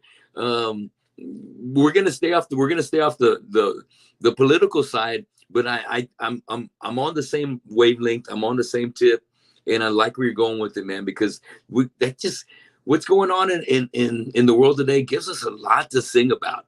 You know, there's a lot of fucked up shit going on, a lot of lies, a lot of deception, and you know, you follow the money, you find out what the agenda might be. And so, just like back in the Reagan days and the early Bush days, there was, you know, yeah, should I say, especially Bush, where he says no more taxes and shit like that. You know, it's a lot of bullshit. And I've always liked Megadeth's kind of the political songs, Holy Wars, things like that. You know what I mean? So I like those thought-provoking kind of lyrics and songs that are just more about today, what we're living in and what we can all kind of relate to. So I really dig the tracks. So it's going to be Insurrection. Insurrection is the new album. Okay. Fuck yes, fuck yeah. So maybe And to give be me clear, a timeline, because I know we're not talking exact, but maybe before the end of the year. so to be clear, Tony, we came up with that album title before January 6th. or January 6th. Okay. Yes. So we own the rights to direction. All right. Okay. Fuck yeah. Yeah. We kind of freaked out a little bit about that because like We're like, God dang it. everything we write is Right. happening. No Yeah. shit, now it's a fucking it's the narrative word of the day, right? Shit. This will trip you out. So tell them what you're gonna say. So when we first started with Inception, you know, we wrote Mercenary and political cancer. Yeah. So Mercenary is about living a life under mercenary law in the on the south side of the border, right? So Okay. mercenary, you know, you're raised under the gun, and it talks a little bit about you know, the border crisis in there, and then lo and behold, the border crisis happened. So you know, after a little bit of, and Mercenaries basically you know, you have a choice of either being raised under the gun and doing what you're told, or you try to, you know, make your way across, right, or you're found dead eventually, right, because you know, Mary being like the cartel, you know, the cartels running shit, and that's the only you've ever known. And then you got political cancer, which are these like puppets in politics nowadays that are pretending to love America and love people and do everything they can, when in reality they're just showing and revealing to you how evil they really are and how you know. So we're non-denominational in our exactly our vitriol against the political class. It's fair to say that all politicians are corrupt. Because quite frankly, you can't run for any office of any significance without having to sell out in some way, or your form. soul in some You know, way. Republican, There's too much there's too much money, Democrat, there's too doesn't many matter. compromises. Yeah, exactly. So they're both the sides of the same animal. That's right. animal. Yeah, That's absolutely. So Yeah. when we wrote Political Cancer was an example of a politician who was basically lying to everybody while trying to suck in the trust and acquire the power. And once the power is obtained, then they unleash like, their hey, wrath, what's up? which is Right. basically not. So when we wrote this, this is like 10 years before Biden came around and all this Trump. And How same thing- ironic how things end up turning It was- out. You know what I mean? It gets weirder though. yeah. It gets So then we weird. get into possession. We wrote Possession. So possession happened, and one of our songs is called "In the End We Died," and that's basically about a pandemic that happens where like a virus gets spread and everybody becomes like this fucking zombie.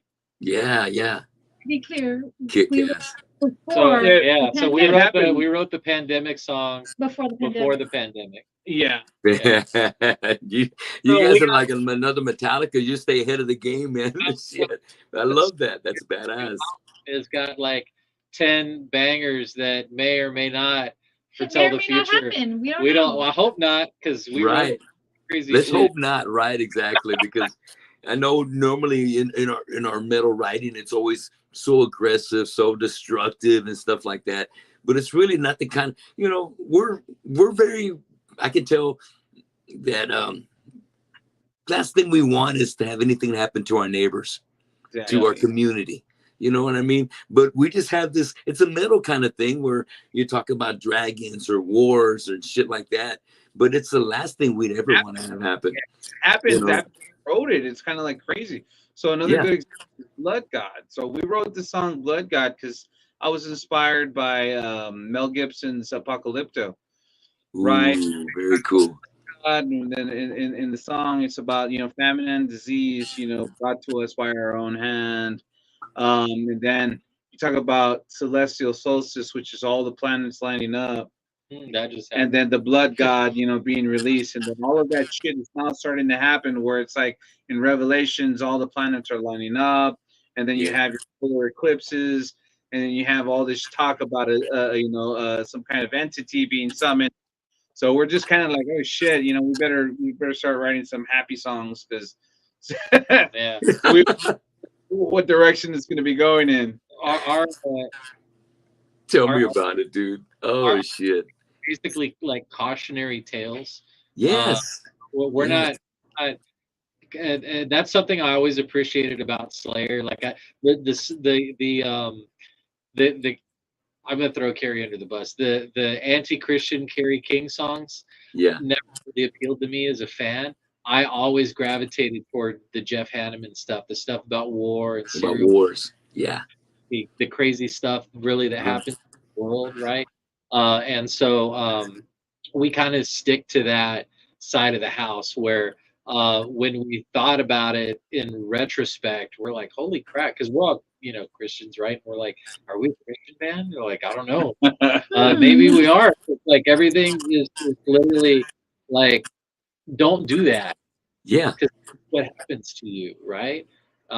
So it's very interesting, and I think you're gonna like the new record because we put a lot of thought into every word that's in every song, and of course the music's great, Yes. And all of that stuff. But there's a wide variety of different topics for sure. One thing I can say about this newer album is out of this world. There's something for everybody. Tony. Oops. Tony's battery died. Uh-oh. Are we still live? We're still We're live. still live. Hey, you're live. That's what it looks like when somebody tries to call at the same time. But I tell you what, I loved hearing about the new album. We're already going on about an hour and a half, so I'm gonna kind of wrap things up. But the way I like to wrap things up with my guests is I do a little segment called Draw the Line. I'm gonna pose some bands, maybe some musicians, and I want you to tell me who you'd prefer to either jam with or maybe go on tour with, or say both of these bands are playing in town. Who would you make the decision to go see? All right. So we're gonna start with Laura. So Laura, I'm gonna hit you with the first one. these two bands. Oh, a matter of fact, these two musicians, and we're judging them as the best front men. Who do you like, Laura, between Tom Araya and James Hetfield? Tom Araya, hands down. Okay, yeah, I'm asking. This might not go in my best favor, and I'm glad I put this at the beginning because I know being a Slayer tribute, there's a lot of favoritism there. But okay, well, but a little bit. But it is Hetfield. It is Papa Het. So okay, I'll take that. What do you think, Leo? Before I joined the band, she knew Metallica. I knew Metallica. I didn't know Slayer. Leo was like, "Oh, you can play Slayer, right?" And I'm like, "Sure, let's figure it out." Badass. Tom Araya. All right. Tom Araya. What do you think, Leo? Are you going with Tom too? Oh, that's a super hard decision for me, man. Because I love both. Yes. Fuck. Just frontman. Inclination. Just the frontman part. Just the frontman part. We're not talking about this. I know. That's even harder for me because like both of them are awesome musicians too. So it's like I'd have to go with James. He was my first inspiration towards, metal and metal vocals, when it came with the Kill 'Em All and the Lightning albums, just brutalness. So yeah, I'd have to go with James Hetfield, man. Awesome. Guys, give me 1 second. Hold on right there, Rob. Real quick. Hey. Please. Make America Metal. That's good, everybody. I like it. Hey, so check it out. Insurrection is coming out this year. We haven't talked much about the new album, but it's true. Coming out. We do have new music that's coming. Yes. And all of us are playing. Tony's not going to hear any of this. All of us are singing lead vocals. 10 full-length songs. We got like this album art for every song. Dude, it's gonna be crazy. Videos for. I'm so sorry. I had to step out just for a second. Yeah, Tony. But I don't know if you could hear what I was saying in the background, but my grandson was leaving. He's been with me since like 5 o'clock this afternoon. I had the interview with Mike. I have the interview with you. And tomorrow I go on vacation for a week. I had to give my little devil a big hug and kiss before he left. It's all good. You know where I'm coming from. You guys got kids. You know what's up. So, all right. Now that I got that and got the love back. I love my big boy. Love you, Grayson. Rob, tell me, who's it going to be? Best front man, Tom Araya or James Hetfield? Tom Araya? Araya. Araya. I'm thinking maybe because you started off with the bass, you had some maybe a little favoritism. Nope, we're not talking about instruments. We're talking about frontmen. I'm with you. Tom Araya doesn't give two fucks about what anybody thinks about Tom Araya. Yeah. I mean, dude, for real. Now, granted, I'd say there's two versions of James Hetfield, right? There's young James and old James. We have the same Tom through the whole shit from beginning until retirement. So I'd say, as far as if you threw both frontmen in a cage match and they're fighting each other, just based off frontman capability, Tom Araya. I think Tom's coming out. I love that. I love the way you justified all that. Okay, kick-ass. Next two are going to be bands. Laura, who do you like between Damage Plan versus Superjoint Ritual? Damage Plan. Ooh. Damage Plan. All right, Damage Plan. All right. Leo, you're next. Who do you like out of them two? Oh, I fucking love me some Philip Anselmo. I really fucking do. And the musicians, Superjoint, amazing as fuck. But I'm always gonna back my boy Dimebag up 100%, and Vinny, 100%, no doubt. Those are my guys. Those are my kind of Texans. Those are my kind of party goers. I fucking drink Blacktooth Grins every fucking weekend if I can. And every band that we jam with, I try to do it where we're doing the Pantera style. If you fucking jam with our band, you're gonna fucking drink with our band. You're gonna party with our band. And that's the way metal, I think, should be all the fucking time. So I gotta go with Damage Plan. Fuck yeah. I love it. Rob, what do you think? Who do you like out of them two bangers? Damage Plan, Superjoint Ritual. This is a tough question. Are we talking about albums or just the band? The band. Like the band. actual... The bands. Who you gonna Okay. jam with? Who you gonna jam? Oh, who am I going to jam? Oh, well, Damage Plan, of course, right? But if you're comparing the first Super Joint Ritual to pure Lethal Dose of American Hatred versus the only Damage Plan album that we have, I gotta say I'd give the album to Super Joint because that album just rips ass. Fucking brutal. I love it. And every time I listen to Damage Plan, it makes me sad because I can hear how, to me anyway, like it just seems like that. I think that the second Damage Plan album, if they had been able to make one, would have dusted it by like 1,000%. Yeah. You can But hear where they were every going. time I hear that first one, to me, it sounds like I don't know. I like as a guitar player, like I hear it. I don't know. It's a sad album to me. You know what I mean? Not sad like it's bad. Just I don't know. You hear the Like potential. You I can don't hear think it. Dime's playing is as inspired on that record as it is on all the Pantera albums, and I think it's because he all was right. Yeah. you know, like, and I read actually a really cool interview with Sterling Winfield today, where he's talking about it was going to be a solo album, and it was going to have guest musicians on it and stuff like Yeah. that, and that was really interesting. And then they ended up making a band out of it and whatnot. Yeah. So, anyway, yeah, Very long cool. question. So Damage Plan or Damage Plan. Super Joint? Damage Plan. Damage Plan it is. Damage Plan it is. Hell yeah. Well, how about these two? What do you like, Laura, between Soulfly and Sepultura? Oh, I can't.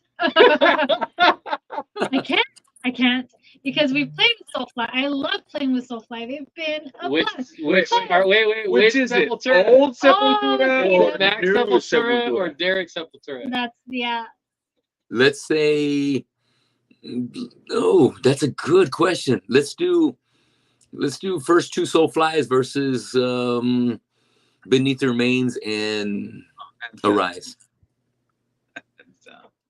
Which one is it? I don't know. Love I can't pick Influencer. them.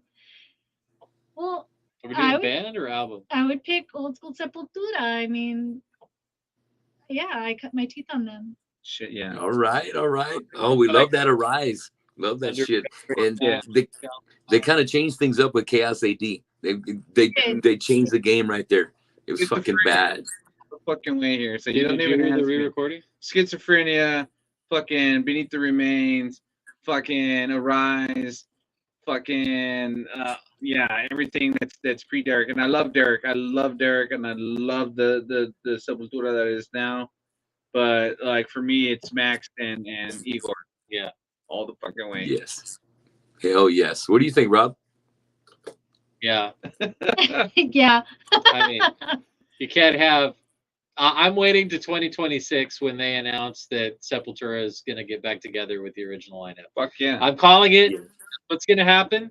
Are we playing with them? We're playing with them. Oh, I definitely- hope so. we're That definitely would be gonna sweet. do it. No, seriously though, we don't know shit about shit. We're No. just speculating as fanboys and girls. But I would say that 1996 is when Roots came out, and 2026 will be the 30th anniversary of Roots. And Yeah. coincidentally, Sepultura is doing their farewell tour through next year. And I have a sneaking suspicion that you'll see yeah. the old school lineup start headlining. Yes. And making Yeah, that money. you know, That'd be Honestly, fucking amazing. yeah, Hell and you know what? They it's gonna deserve be great. They Fuck deserve yeah. That's do. I was- solid. I hope they do. Yes, But- I hope they do. I but- was going down the stream for Mike De Leon, and I came across a link to an interview with Max mentioning the 40-year reunion of Sepultura with the last tour, and it's looking good. I think he might have said yes, but I think it's the right thing for metal, and I think the Caballero brothers are gonna make it Dude. right. Can you imagine we could have Pantera and Sepultura on tour together? Fuck yeah, I know, right? Like the Agreed. legacy tour meets up with the 40th anniversary. Fuck yeah, dude. That's the shit right there. All right, I like that. Okay, how about these guys? Laura, who do you like between Fear Factory and Chimera? Fear Factory. Okay, all right. I know you guys are coming, and Dino probably. Yeah, I know Dino's got some love for Chimera too. So if it's all right, I know you guys got the opening spot anyway. But what do you think, Leo? I love me some Chimera. I really do. When I first saw them, they came out on a Tonight Show, I believe it was. Oh shit! But Wow. it did come out on the Tonight Show. I'm trying to remember who it was Jay Leno or One one of of those those late night shows. It was a late Probably night show. Conan. Conan always had the metal. And but man, Fear Factory has had me since Demanufactured, man. I've been a Fear Factory fucking buff since the early '90s, and I've always fucking loved those guys. I saw them at Ozfest 2 times. And they've always just fucking blown me away with their style of their clean vocals over that heavy metal shit was just out of this fucking world, man. So yeah, I'm Factory all the way. You know, Demanufacture was definitely the game changer for them right there. They had the best production, the best fucking riffs, the tightness that we never heard before. You know, Raymond on drums right there with Dino was just amazing. Fuck, love that album, love that one. Rob, what do you think? Team Dino, baby, all the way. You know, and that's not just because we like, you know, are gonna play with them August 30th at the House of Rock in Corpus Christi, Texas. Tickets on sale at overtenemy.com. Be there. That's right. Be there. For real, like I love Chimera, but without Dino, there would be no Chimera. You know what I mean? Like without Dino, Robert Hahn, there would be no Overt Enemy. You know what I mean? Yeah, like, man. They sure influenced us quite a bit. And I honestly, I am so excited for the new Fear Factory album. You know, we know those guys. Milo, the new vocalist, he's awesome. We got to see him. We drove all the way to fucking El Paso. Dino called us and he was like, "Hey, you guys want to come play with us?" We're like, "Yeah." Where? El Paso. Fuck, really? 13 hours. All right, we'll be there. Let's go. And so, so we went to El Paso last year to jam with them. When they were first doing their live dates, and dude, they've conquered the world with this new line. Man, they're just so good. The whole band is just fucking fantastic. Fucking awesome. Is just the riff god. Super nice, you know, and the new vocalist is awesome. So I and honestly, Burden is a dick. So yeah, there's that too. So we'll tell you that story another time. All right. Fear Factory all day. All right. I love it. Okay. I got 2 more for you. Now this one right here. Best singer or guitarist. Is it Hetfield or Mustaine, Laura? Mustaine. Mustaine. Oh shit. Okay. All right. Leo, what do you think? I have to go Mustaine. I'm gonna, you know, okay, it's very controversial. I'm gonna agree with my wife. I have to say Mustaine because he is way better playing guitar than James could ever be. He is, bro. Yeah. On top of that, he fucking kept it hard. He kept it hard even through 13. Through the 90s. Through all the 90s. Risk was kind of. He still kept it hard, and I gotta hand it to him because. Don't forget about Super Collider. But you gotta, here. But you gotta hand it to him because he had a unique style that I really did enjoy. Yeah. So James was very commercial for me, you know, very, you know, and I love James. But it doesn't even do that anymore. But Mustaine had that, you know, that raspy, what's up, motherfuckers? Like he kept it, you know, for me, more vicious. He kept it a little bit, you know, aggressive, and I really like that. As far as the guitar, I mean, hands down, it's gonna be Mustaine. Mustaine, got you. What do you think, Rob? Oh, this is a hard one. Okay, singer Hetfield, guitarist Mustaine. So. The combo together, I gotta give it to Hetfield. I think Hetfield's written more songs that are. I'm a big fan of really good songwriters, and I think me too. James has written more excellent songs not just like fucking crazy guitar compositions. I mean, you can't take away anything from like Tornado, Yes, anything like that. for But for sure. the Yeah. person that isn't like a guitar nerd that like fucking loves shredding or whatever, like Hetfield's just written a lot of really kick-ass songs, like albums and albums and albums Yeah. of amazing fucking songs. You know what I mean? So Fuck yeah, yeah. Hetfield. There you Love go. it. Even balance. Big respects, Pop Ahead, and big respects to Dave Mustaine, two legends that I wish have paved the way for all of our bands. Tony, let me ask you a question. Okay. Okay. All right, here's your lineup. Okay, and you got to pick the drummer for this band. Okay. Okay. So it's Hetfield and Mustaine, John Bush on vocals. Who's on vocals? John Bush is gonna do. Okay. And oh, you got excited! Look at your eyes got big. I like John Bush. Hell yeah. All right. Who's playing bass and who's playing drums? Ooh. Okay. Hetfield and Mustaine and John Bush. Who's playing bass and who's playing drums? Do they have to be alive? No. Okay. Anybody. I like that. Well, then I got to give Cliff on bass. And on Okay. drums, ooh, wow, Lombardo. Yeah. Okay. I was gonna say Lombardo, so we can. Yeah. Fucking awesome. We're friends. Fuck yeah. Hell yeah. All right, yeah, I'm in there. Hey, but I mean, those are the guys right there, Lombardo and Cliff. I mean, shit, if they're not playing with anybody, you got to get them. Hell yeah. They should make an EP and do it for charity, and all the proceeds go to charity. Yeah, They should, before they're all too old to do that shit. It would be Seriously. awesome, man. Like a that's a 5. fucking good idea. Yes.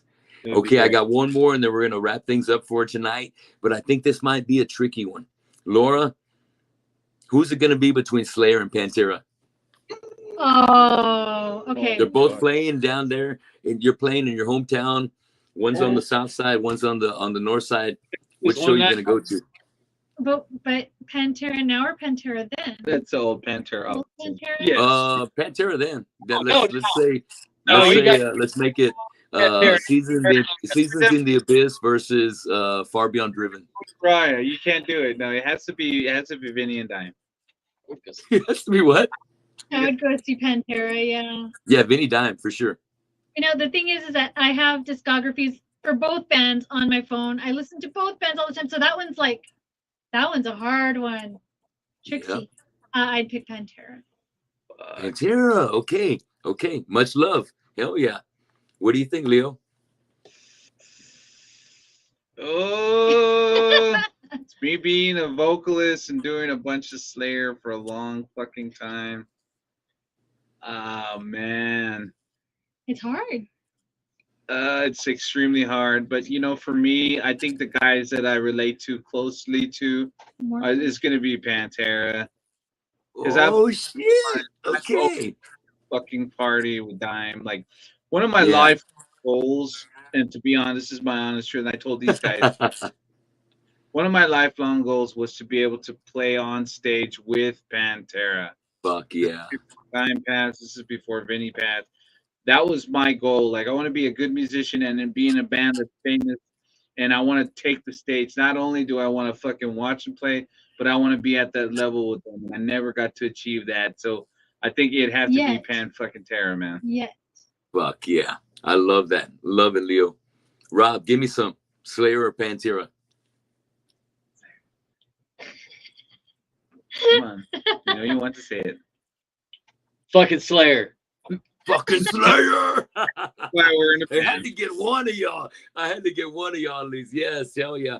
But it's so hard, man. I don't know where I would go on that one either. That is predicated on the idea that I could go see Pantera again. True. Like in town or some shit. Yeah. If it was Peg is alive again for one night only, no. We are. We're there. Yeah. Pantera. You know it. Oh man, if only, right? If only one day we're gonna be able to go. Hopefully, we're gonna get to the other side where we're gonna have the fucking biggest concert that we could ever imagine with Lemmy, with Ronnie James Dio, with fucking Paul Gray and Joey Jordison and Cliff Burton, And Jesus, the list goes on of so many guys that we grew up listening to and being influenced by, that one day maybe we're gonna be over there, and wherever that other side may be, we're gonna be there to fucking enjoy it with those guys. Fuck yeah, man! You guys have been a great guest tonight, man. So cool getting to know y'all and hearing about your history and your influences that really kind of make Overt Enemy become its own beast after just becoming an idea of a Slayer tribute band, turning into a phenomenal Slayer tribute band that you had to show your own skill out of all that. Yeah, that Slayer is the shit. They always will be one of our favorite bands to the very end. But at the same time, it gave you an opportunity and a venue to put out the original music and get that crowd that was there to see Slayer to buy them into Overt Enemy. So now it's all Overt Enemy, little Slayer here and then whenever you feel like you need that little, that charge or that bloodliner going into you, you know what I mean? And it's hard to say no to a Slayer cover at the end of the night. Angel of Death is you kill it every time with that. It's almost like a given. We play we play a lot of different covers at like rehearsal, because like he knows a lot of songs and like mutually, and we're all like, oh, what are you doing? Saul is very influenced by Sepultura, Igor. So I mean, our big influences as a band is Pantera, Slayer, Sepultura, Fear Factory. That's the music that we grew up on that got us into. Yeah. And you can hear our. But I think what I'm excited about is all the new bands. I really think like we're in like a renaissance of heavy music right now. Like my wife listens to a lot of pop music, and I'm here, and so I hear in the new pop music that they're playing, guitars are coming back into the arrangements now. I'm like, are there? That's what I'm talking about. They're incorporating metalcore now. So on and everything, and so I'm just excited about all the new bands that are. I know we've spent a lot of time talking about old bands, on the show today, and that's awesome. But we highly encourage everybody that if you're listening to this, go discover a new band today. Just random. Find somebody. There's a million bands out there that are kicking ass, and if you don't know of any, DM us and we'll give you a list of like 10, or check out our list on Spotify. We have a Spotify playlist. We got a playlist that's called "This Is Overt Enemy," and I think it's up to like 15 hours of music now. Yes, dude. Awesome, man. I love the advice. Exactly, man. Let's keep pushing these newer bands. Let's keep pushing the Texas underground. Let's bring them up. When high tide rises, all the ships come up. So the good positive vibes and really just the camaraderie and the props being thrown out to all the guys that are just busting their ass, doing what it takes, sacrificing and working 2 jobs, whatever it takes to keep the family provided for, but still keeping that band going, because that's just kind of your lifeline and something you need in your life. Thanks for recognizing that, man, because there's so many bands out there that right now there's a million bands doing metal, and everybody does it their own way. And that's the best special thing about it, is when you get together and make some fucking metal with your best friends, you make your own history. You make your own stamp on history and music world history, and you get to do it with the people you love. So you're blessed to be able to do it with your wife, your better half, Leo, and Lori, to be able to do it with your husband is fucking awesome. I'd love to do it with my wife. Right. Right. Something years, man. Hey, I noticed you got that battle vest back there, bro. We got to send you one of these fucking badass patches so you can represent for us. Absolutely. Hell yeah. I'll definitely put it on there. Yeah, but I've been sporting this vest. I put this one together. You got to get one of these back. This red one back. See, we got it there. Fuck yeah, Machine Head, some Metallica in there. I got a Slayer, Voivod, Pantera, got all this good stuff. Same stuff you guys got on your stuff. You know what I mean? With badass green or red. Gentlemen and Laura, You guys have been excellent, man. So much. I had a really great time talking to y'all, and I can't wait to meet you in person here August 30th. Everybody out there watching the show tonight, if you're here in Corpus, if you're in the Valley or San Antonio, get your ass to Corpus for August 30th. We're going to have Throat Locust. We're going to have our very own Overt Enemy there on the show. Also, Wednesday 13, Black Satellite, and the Immortal Fear Factory is going to be in town. Don't miss that show. Don't miss Overt Enemy over here. Get there early. Get some merchandise from Overt Enemy. They got some killer shirts. Love the fucking logo. Love the merchandise I've seen. And grab a vinyl. Grab some fucking vinyl. I got a lot of vinyl collectors here in Corpus. Bring it. You guys are going to definitely do some good sales, man. So once again, Robert, Leo, Laura, pleasure meeting you guys, and hope to see you in person over here on the 30th. Thanks for being on the show tonight. You want to say bye to anybody? Just to everybody out there who's watching us right now, for all the fans that have supported us in the past, and everybody who's just giving a fuck about us, even if we've been a little slow in the game. We're coming back. We're gonna rock your fucking socks off, and we're gonna do everything we can to fucking make you have a good time. And we're not gonna die. We're gonna keep fucking rocking, keep fucking jamming out, and we're gonna be in your city eventually. Yeah, shout out to my lovely wife, Deanna, and my sons, Logan and Travis. Without them, I wouldn't be me, and I wouldn't be able to do what I do. And so we also want to, again, thank all the fans out there. We've, I think, built one of the most positive community of metal fans anywhere on the internet. I mean, we've had people say, "Hey, you know what? I don't even like your music, but we like you guys," and that's pretty cool. I saw that. Cool. I was like, "Hey, Yeah. that's Cool cool with too." me. But just a bunch of rabid metal fans that are our extended, metal family, and this band is y'all's band just as much as it is our band. And we can be as successful as you guys want us to. So if you guys want us to play in your town, share the music with your friends, let your promoters know. Go to our website, overtenemy.com. You can request a show. All of those stats, those Spotify things, all those numbers, they all matter a whole lot to bands at our level. And we're climbing ladders. That's what we're doing right now. And, we can't hit the road like our brothers in Cell and tore their balls off in a van like they're doing, because we've got family commitments and all of that. But we're the hardest core group of weekend warriors I think you'll ever find. And we're coming to your town in Texas this year, next year, and we've got big plans. After that too, for the new album, and we will drop a new single before we go play that Fear Factory show. We're also headed to Dallas at Pure Core Metal Fest in Fort Worth this summer as well. So we'll see you on the road.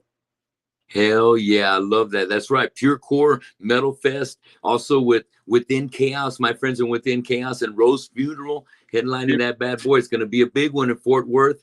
That's going to be August 17th. And just a reminder, August 30th right here, Fear Factory. Go to Overt Enemy, guys out there, overtenemy.com. Go to their Facebook page, go to the Instagram. Subscribe to the YouTube channel. Give them a like. Open up your notifications. Catch them next time they're here in town and go by and say what's up, all right? Tell them you saw them on the show. And to you guys, keep up the metal. And like your song says, fucking go hard or go the fuck home, right? Keep it live. Keep it hard, guys. Until we meet again here in August, I'll see you soon, man. I appreciate y'all. Appreciate the opportunity. Have a good night. Bye, y'all. Hell yeah. Thank you, brothers. Take care. And sister, appreciate you, Laura, Leo, Rob, super band. Give my love to Saul. And fuck yeah. Keep it hard. Go hard or go home, everybody. You heard them. Woo. Later, brother. See you next time, guys. Later. Later. Peace.